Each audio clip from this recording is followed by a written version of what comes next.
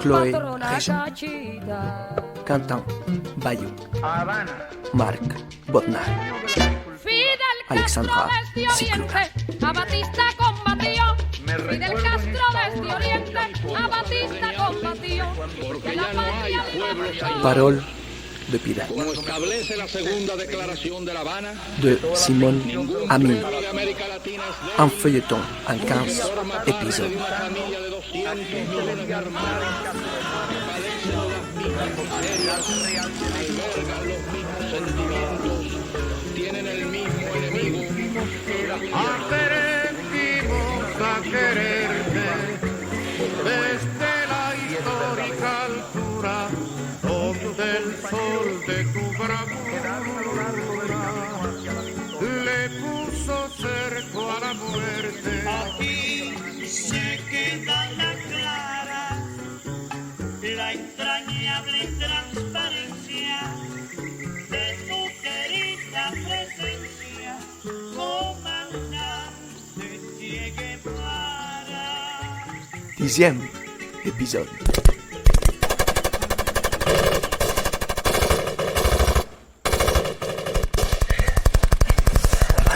Ils sont combien? Trop! Impossible! Il m'a piqué mon fusil, ce sale petit vieux! Attends, le mien! Petit pistolet!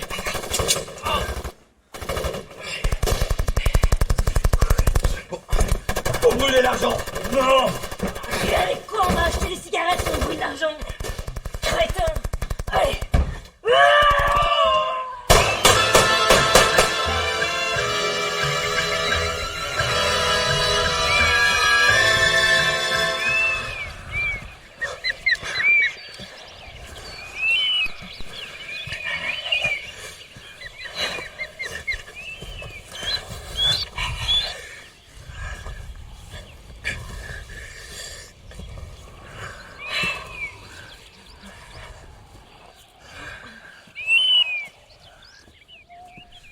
On a passé la frontière à 4000 mètres, sans vraiment comprendre.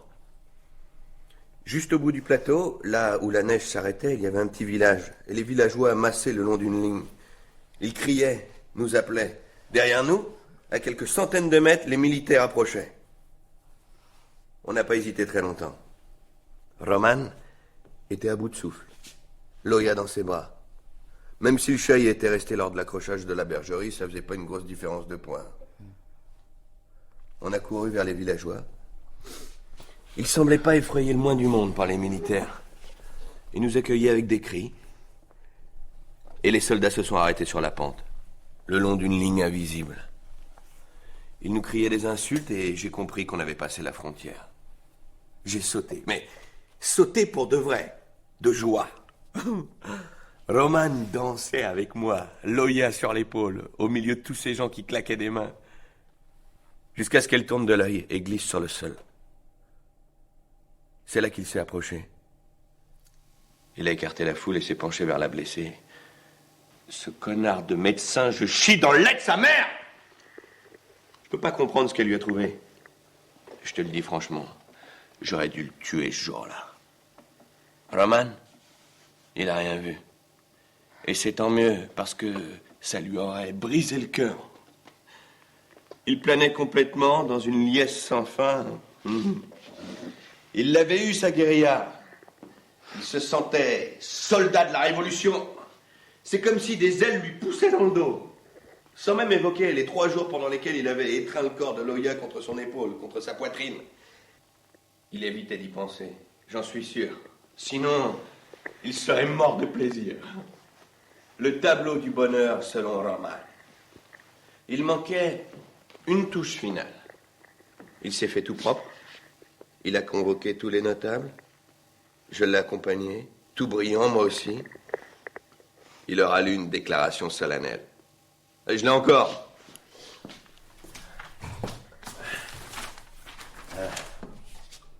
Je te la traduis. Nous avons gravi la montagne.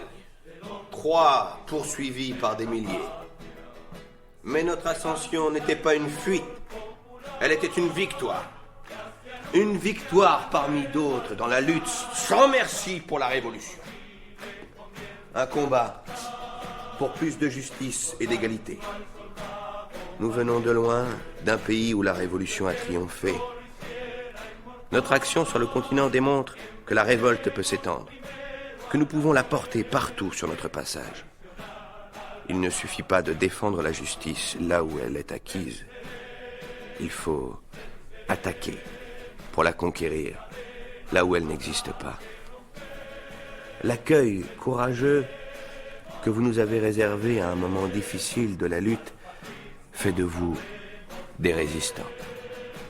C'est en hommage à cet héroïsme anonyme que nous tenons à remettre à votre communauté, en notre nom et au nom de nos dirigeants, une somme de $400. Cette contribution est destinée à l'école de votre village, parce que la révolte commence par l'instruction.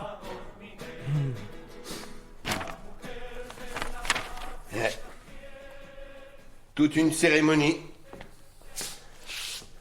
Il a sorti les billets verts d'un gros sac. Et ouais, on le trimballait toujours avec nous. Et il a déposé l'alias sur la table. On a fait signer tout le monde. Regarde. C'était très chic, hein. Elle nous a passé un savon terrible, hein. Crétins, vieilles bigotes qui font la charité. Elle nous a tout bonnement congédiés avec ordre de ramener l'argent au pays, séance tenante. C'était dit d'un ton qui n'ouvrait pas vraiment la discussion, hein. Bon, on est parti, bien sûr. Elle est restée avec le connard. Dites-moi un peu plus sur ce médecin. Pourquoi... Tu veux que je te tape Non, non, t'affole pas. Je taquine. Ah, ça suffit pour aujourd'hui. Demain, le médecin.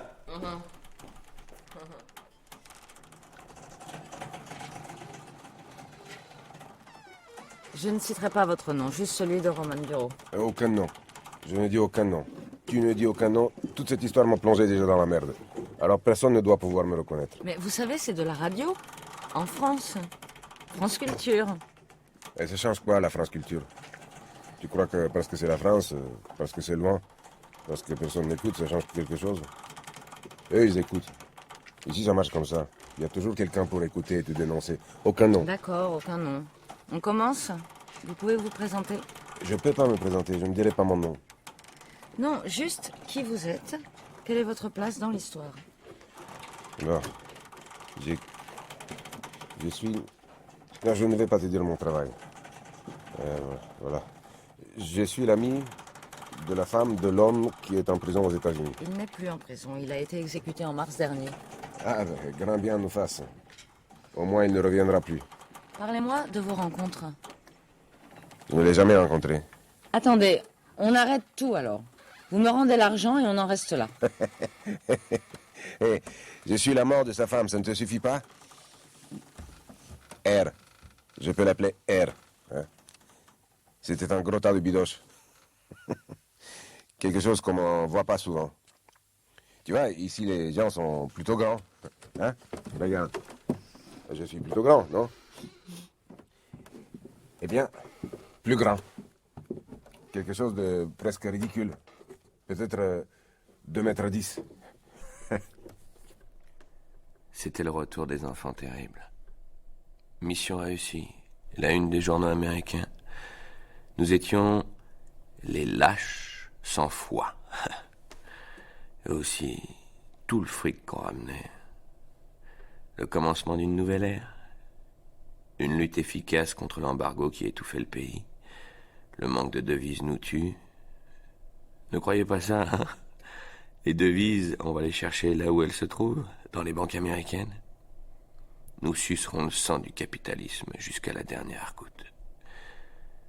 Mais ils n'ont pas oublié la douche froide. Loya est encore terré dans sa douce retraite montagnarde. Ils nous ont balancés dans la vie civile. C'est la crainte majeure. Le retour au civil. Qu'est-ce que c'est que cette vie-là? Nous n'avions aucune idée de ce qui advenait de Loya. Ni même si elle avait fini par rentrer, rien. Le retour à la vie normale. Pour Roman, surtout. Il en était malade à ne pas savoir où elle était. Il les a vécus, ces quelques mois ordinaires. Femme, enfant. Il savait même pas qu'il avait un môme. Je l'ai vu. Et son visage? Bah, son visage... je sais pas. Je n'ai pas regardé son visage. Comme son fils, un plus grand, non? J'ai juste vu qu'il souriait. Un grand sourire au milieu de la gueule, mais la gueule, je ne l'ai pas vu. Vous l'avez croisé à quelle occasion? Quand? Et c'était... Je donne pas la date non plus. J'ai croisé R. C'est ridicule que je dise R, non? Je pourrais pas lui donner un faux prénom, non? Fidèle? Ça va peut-être compliquer un peu, là. Elle m'avait foutu dehors. La femme de Fidèle. Jeté toutes mes affaires sur le palier. Même mon oreiller. Et normalement, j'aurais gueulé. Mais je tenais pas trop à le croiser. Alors, j'ai ramassé mes trucs. Le plus vite que j'ai pu. J'étais bien chargé avec tout ce foutoir en vrac sur les bras. Je voyais pas bien les marches. Je m'appuyais à la rampe. Et je sentais que la rampe, elle tremblait sous ma main. Comme si elle était secouée par quelque chose de lourd. L'immeuble, il était un peu pourri. Les marches aussi, elles tremblaient. Et c'est là que j'ai vu Fidèle. Il grimpait les marches 4 à 4. C'est ça qui faisait trembler tout l'escalier. Et quand on s'est croisés, il m'a bousculé. L'escalier n'était pas assez large. Et toutes mes affaires, elles ont valsé. Il y en a même qui sont tombés dans la cage jusqu'en bas. Ah, il avait un grand sourire. Mais il s'est pas arrêté. Moi, j'ai râlé, mais je me suis pas retourné. Je crois qu'il s'est excusé. Déjà, la porte s'ouvrait, claquait, je ne sais quoi. Avant de ramasser mes trucs, je me suis assis sur une marche et j'ai fumé un clope. C'est une description bien précise. 20 ans après. Tu veux que je raconte, non? Ah oui, très précise. Pour moi, la vie normale se déclinait en 2 temps. Une Cadillac décapotable. La frime dans mon uniforme. Il s'était écoulé pas loin de 2 ans entre notre départ et notre retour. J'avais pas été totalement abstinent, mais presque. Tu oublies. L'adrénaline compense, peut-être. Et Loya aussi. Tu le crois? La vie civile. Vous l'aviez déjà vu en photo?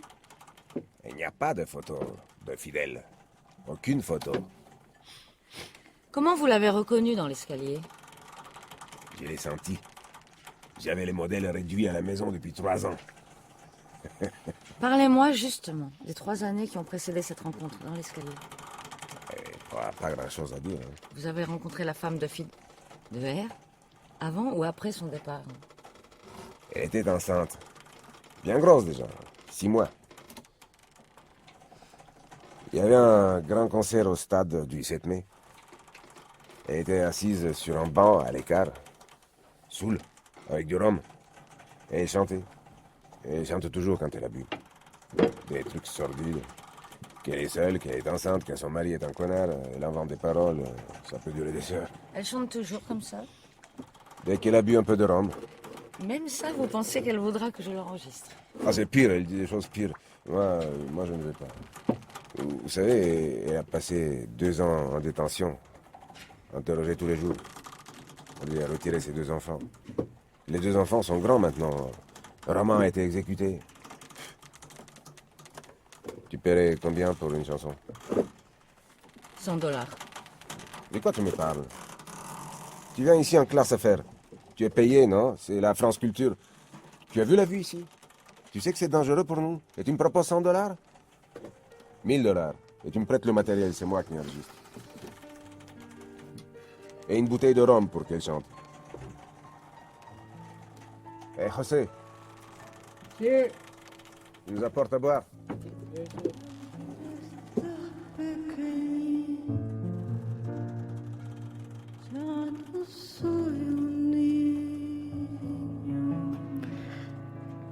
Es-tu mon petit enfant?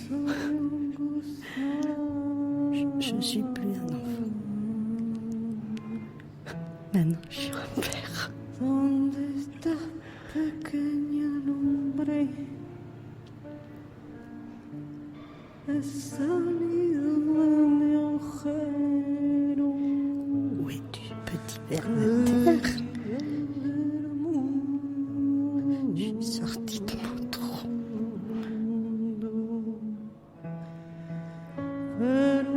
Je voulais voir le pays, quoi.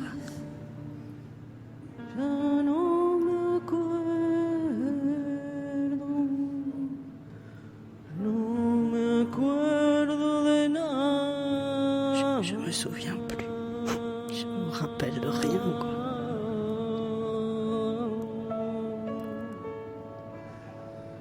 Un niño me secciona la espalda, pobre cosita mutilada.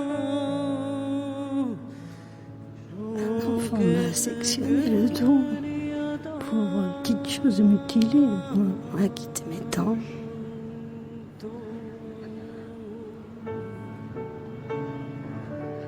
Hubiéramos podido vivir felices. Tu cuerpo amputado no habría sangrado sobre el almohada. Nous serions pu vivre heureux. Ton corps amputé n'aurait pas saigné sur l'oreiller. Pero siempre puedes comerme, apurante antes que me tu peux toujours me manger. Dépêche-toi avant que je pourrisse. La mujer digirió el gusano. Ella se murió de un cáncer. Gracias a mi Dios. La femme mourut d'un cancer, merci mon Dieu. Ella evitó la cirrosis. Una jornada de vida. Elle évita la cirrhose. Une journée pleine de vie. Quisieras irte. Estás soñando, ladrón. Estafador, cabeza, asesina. Dejas a uno, dos mocosos sin padre. Tu voudrais t'en aller. Tu rêves. Voleur, escroc, t'assassines. Tu laisses un, deux lardons sans père. J'aurais dû te sucer la pine. L'homme dit que je suis stérile. Et tu passes, me voilà grosse. Il me lime, fidèle et servile. Il torche et joue avec tes gosses. Je ne lui donnerai jamais rien. Je te déteste, mon amour.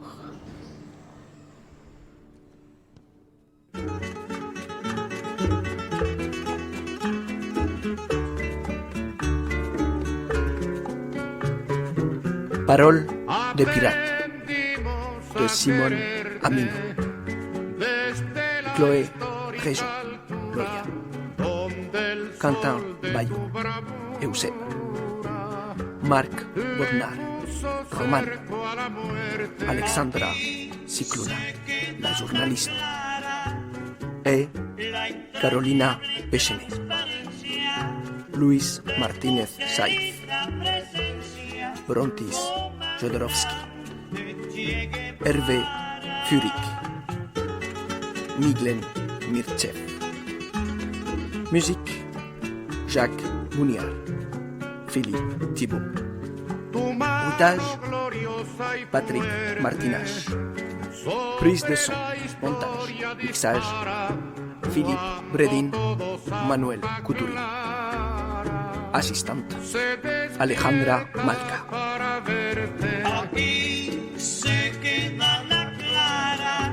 Realización Claude Guerre.